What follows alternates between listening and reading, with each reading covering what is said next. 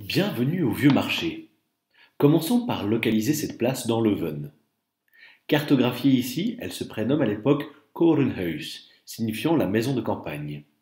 Cette voirie longue et évasée aura un rôle primordial pour la ville au Moyen Âge. Le commerce à Leuven est principalement nourri par la Dyle. Le centre névralgique est donc le Vieux Marché, où se vendent les denrées quotidiennes. Seul lieu de commerce ordinaire, il prend place chaque jour pour que les habitants puissent venir y acheter ou vendre leurs produits de tous les jours. Les commerçants, qui se regroupent en guildes ou corporations, y construisent leurs maisons. À l'époque, il s'agit de bâtiments à colombage, construits en bois, en chaume et en torchis. On y retrouve toutes formes de ressources, comme des fruits, des légumes, de la viande, des poissons, et plusieurs cafés s'y installent. Mais le 28 juillet 1914 débute la Première Guerre mondiale. La petite Belgique est alors envahie par les armées allemandes.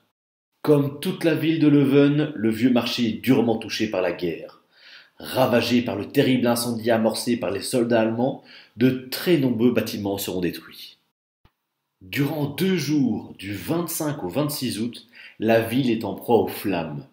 Elles ne laisseront que des tas de gravats, des façades noircies par le feu et des ruines encore fumantes.